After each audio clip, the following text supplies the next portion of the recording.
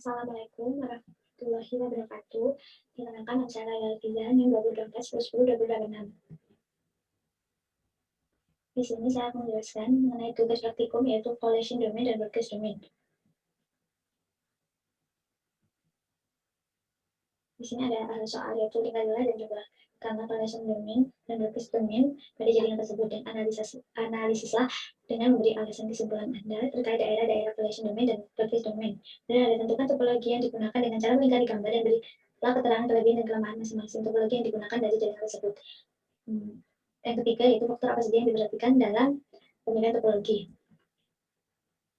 Ada collation domain yaitu artinya adalah tabrakan data. Tabrakan data itu disebabkan jika pada satu segmen ada pengiriman paket data pada waktu yang bersamaan atau yang sama. Seperti misal, beberapa PC terhubung pada satu hub. Dan itu akan menyebabkan trafik jalur tersebut menjadi ramai. Banyak yang melakukan pengiriman paket data. Karena itu, disitulah terjadi tabrakan antara paket data PC1 dan paket data PC yang lainnya. Kemudian ada broadcast domain, yaitu domain siaran, yaitu semua device yang mengetahui sinyal dari network yang berada pada satu segmen. Jadi, kalau beda segmen itu tidak akan teridentifikasi atau tidak dikenal. Begitu.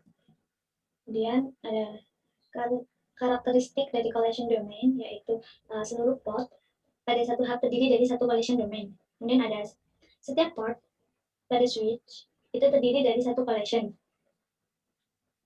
Setiap port pada router terdiri dari satu collision domain. Kemudian ada broadcast domain, yaitu karakteristiknya itu setiap port dalam satu router terdiri dari satu broadcast domain, dan satu switch terdiri dari satu broadcast domain, dan satu hub terdiri dari satu broadcast domain.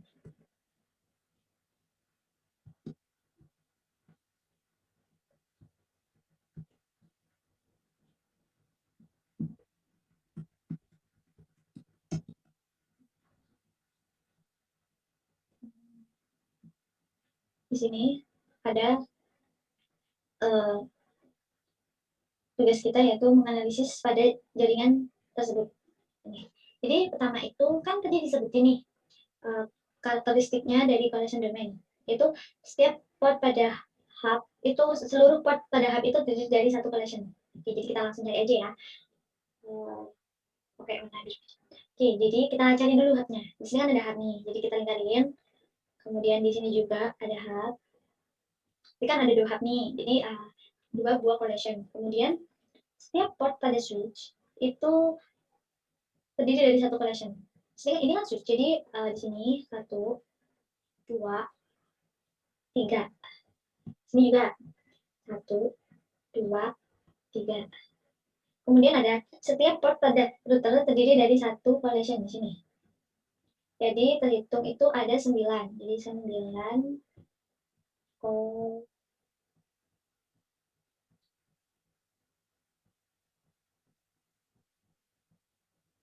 Oke, udah selesai. Terus kemudian kita tugas selanjutnya itu mencari broadcast domain. Jadi karakteristik pada broadcast domain itu setiap port pada router terdiri dari satu broadcast. Kemudian seluruh port pada switch itu terdiri dari satu broadcast domain. Dan seluruh port pada satu hub itu terdiri dari satu broadcast. Jadi di sini kan disebutin tuh seluruh port pada satu hub itu satu broadcast sini. Dan kalian ini satu broadcast, terus ini satu broadcast. Dan di sini ada satu broadcast. Dan di sini kan seluruh broadcast pada switch itu satu broadcast. Jadi kan ini satu, kita jadikan satu aja.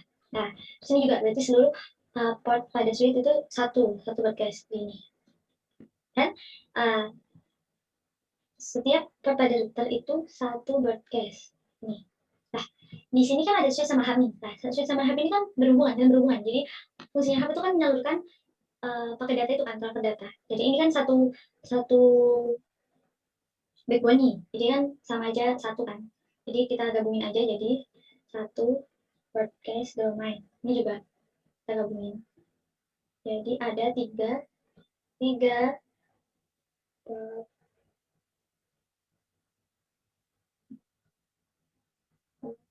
broadcast domain. Oke. Jadi yang disimpulkan itu 9 collision domain dan 3 broadcast domain.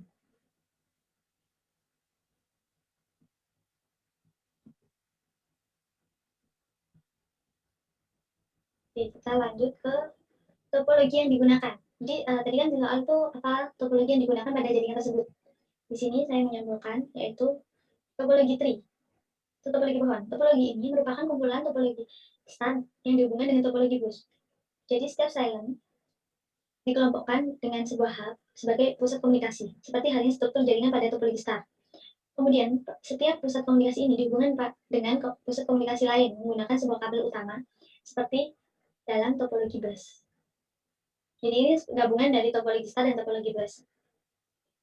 Kemudian di sini ada kelebihan dan kekurangan topologi tree, yaitu yang pertama itu kelebihannya mendukung untuk diterapkan pada jaringan komputer dengan skala besar seperti di kantor, di lab sekolah gitu. Terus ada pengembangan jaringan atau penambahan silent yang berada di bawah hub pusat dapat dilakukan dengan mudah. Jadi kita tidak perlu menginstal ulang, jadi kita langsung pasang aja. Dan identifikasi kerusakan pada jaringan serta instalasi jaringan dapat dilakukan dengan mudah. Jadi kita bisa mengetahui kerusakannya itu lebih mudah. Kemudian yang keempat itu jika salah satu silent mengalami kerusakan atau gangguan, itu tidak akan mempengaruhi silent lainnya. Dan yang kelima, manajemen data itu baik. Yang baik sebab komunikasi terjadi secara point to point. Kemudian ada kekurangan, yaitu kekurangannya itu jika kabel utama atau backbone dan hub itu rusak, maka seluruh jaringan akan terganggu. Dua, jika komputer yang berada di tingkat atas mengalami kerusakan atau gangguan, maka komputer yang berada di bawahnya akan mengalami gangguan juga. Yang ketiga adalah biaya yang diperlukan lebih mahal, sebab menggunakan lebih banyak kabel dan hub. Yang nomor 4 adalah kinerja jaringan serta aliran data lebih lambat, sebab komunikasi antar komputer tidak bisa berjalan langsung, namun harus melalui hub terlebih dahulu. Yang nomor 5, lalu lintas data sangat padat, sebab melalui sebuah kabel utama backbone, sehingga kemungkinan terjadinya collision atau tabrakan pada data sangat besar. Yaitu di sini topologi star. Topologi star adalah suatu metode atau cara untuk menghubungkan dua atau lebih komputer dengan jaringan yang berbentuk bintang atau star, di mana topologi jaringan berupa konvergensi dari node tengah ke setiap node pengguna, sehingga semua node atau titik yang terkoneksi dengan node tengah tersebut. Kemudian ada juga kelebihan dan kekurangan, yaitu kelebihannya itu memiliki tingkat keamanan cukup tinggi, terus paling fleksibel dibandingkan dengan topologi yang lainnya. Apabila satu komputer mengalami masalah dalam jaringan, maka komputer yang lainnya itu tidak akan terganggu. Kemudian untuk menyambungkan pada perangkat baru itu sangat mudah, jadi tanpa harus install ulang.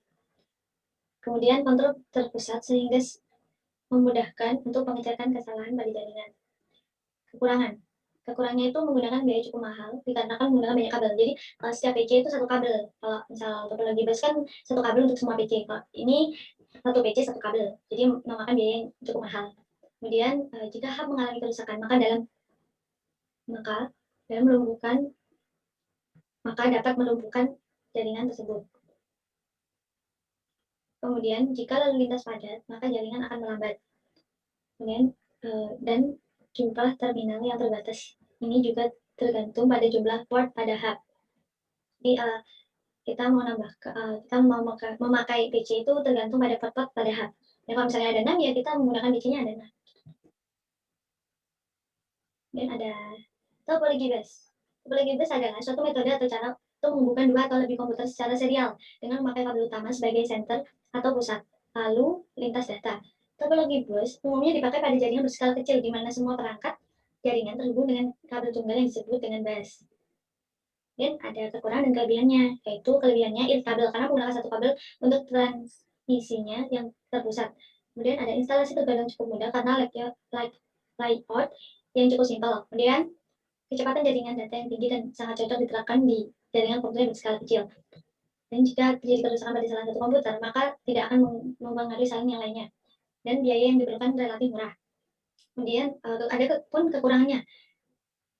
Seperti jika terjadi gangguan, untuk mendeteksi letak kesalahan itu cukup sulit. Kemudian jalur utama yang mengalami kerusakan atau error, maka akan menyebabkan seluruh perangkat yang lainnya rusak atau lumpuh. Kemudian ada untuk memperkuat sinyal harus menggunakan repeater. Dan jika salah satu komputer silent membutuhkan kecepatan akses data yang tinggi, maka akan mempengaruhi kecepatan akses data pada perangkat lainnya. Oke, kita ke faktor yang diperhatikan dalam pemilihan topologi. Yaitu ada 5. Yang pertama itu biaya. Jadi, kita tuh harus mengira-ngira gitu, sistem apa yang paling efisien yang dibutuhkan dalam organisasi. Jadi, kita tuh harus menyesuaikan dengan kebutuhan kita. Kalau misalnya kita mempunyai jumlah PC yang sedikit, ya ngambil, seperti topologi bus gitu yang sekiranya cukup untuk komputer sedikit gitu. Kemudian ada kecepatan itu sampai sejauh mana kecepatan yang dibutuhkan pada sistem. Jadi kita harus mengira-ngira gitu, seberapa kecepatan yang kita butuhkan. Dan ada lingkungan, misalnya listrik atau faktor-faktor lingkungan lainnya yang berpengaruh pada jenis perangkat keras yang digunakan. Jadi kita harus tahu gitu seberapa kecepatan listrik di rumah kita atau di kantor kita. Jadi kita harus menyesuaikan listriknya juga itu dengan perangkat kerasnya. Takutnya itu nanti ada konsleting begitu. Kemudian ada yang nomor 4 itu ukuran. Jadi sampai seberapa besar ukuran jaringan. Apakah jaringan memerlukan file server atau sejumlah server khusus. Jadi kita harus pandai-pandai mengukur gitu seberapa besar jaringan kita atau jaringan memerlukan file server. Kemudian dari yang kelima itu konektivitas. Ya, apakah pemakai lain yang menggunakan komputer atau laptop perlu mengakses jaringan dari berbagai lokasi. Jadi konektivitas ya. Kalau misalnya kita masang ini tuh kan kita bisa pakai router kan untuk memancarkan sinyalnya. Itu kalau misalnya di komputer di lab itu kan menggunakan kabel. Tapi kan kalau kalau akses biasa itu kan menggunakan sinyal kan, sinyal wifi. Jadi kita harus memperhatikan gitu, apakah perlu gitu menggunakan wifi atau pemancarnya untuk perangkat sekitar gitu. Oke, sekian dari presentasi dari saya. Kurang lebihnya saya mohon maaf. Assalamualaikum warahmatullahi wabarakatuh dan semoga bermanfaat. Bye-bye.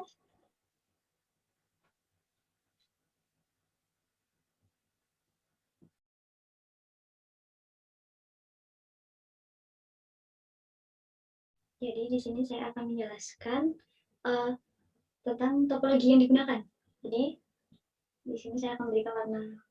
Jadi di sini tuh menggunakan topologi tree. Jadi ini tuh semua itu adalah topologi tree. Itu gabungan dari topologi bus dan topologi star. Jadi ini adalah topologi star. Ini adalah topologi star.